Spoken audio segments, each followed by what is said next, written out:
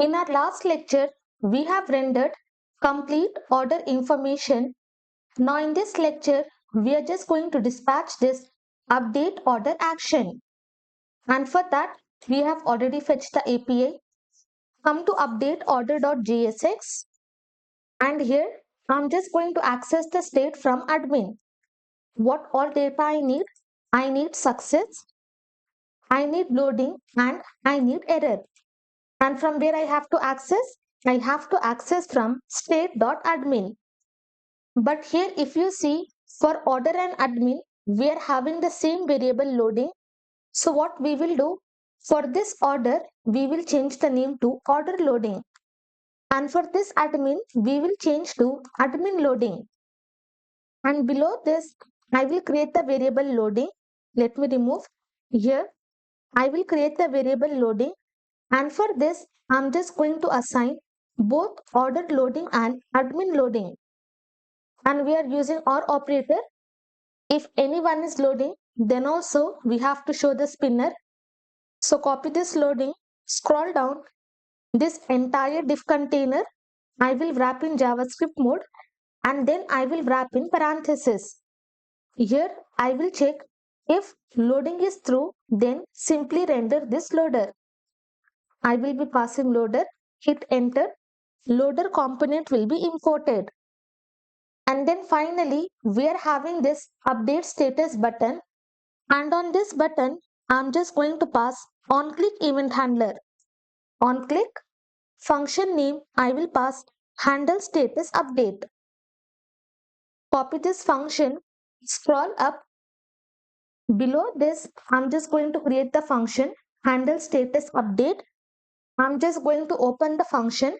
First, I will just check for the condition. If I am not having any status, then I'm just going to throw this error, toast.error, and inside this, I will be passing, please select the status. Without selecting any status, if I click on update status, then I should show this message to admin.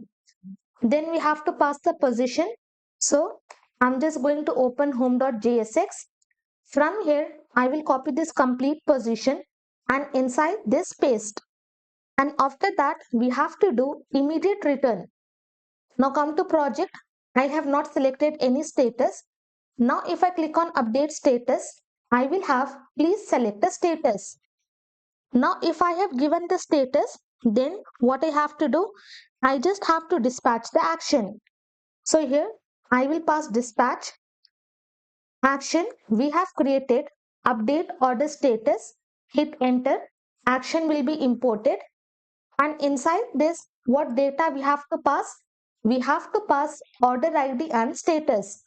So here I will be passing order ID and exact same variable we have used while fetching this order ID. And for status also, we are having the same variable. So directly here, I will separate by comma and I will be passing the status. And finally, below this, we will handle error and success messages. So here, let me come to home.jsx, copy this complete use effect, and here I will be pasting whatever necessary things we are having, all the data we have to import. Remove last letter. From admin slice, I will import this remove errors. If I am having any error, then from backend directly, I'm just going to access error. Below this, I will check for another condition. If success is true, then here copy. Below this, I will be pasting toast.success and inside this, I will write order status updated successfully. Order status updated successfully.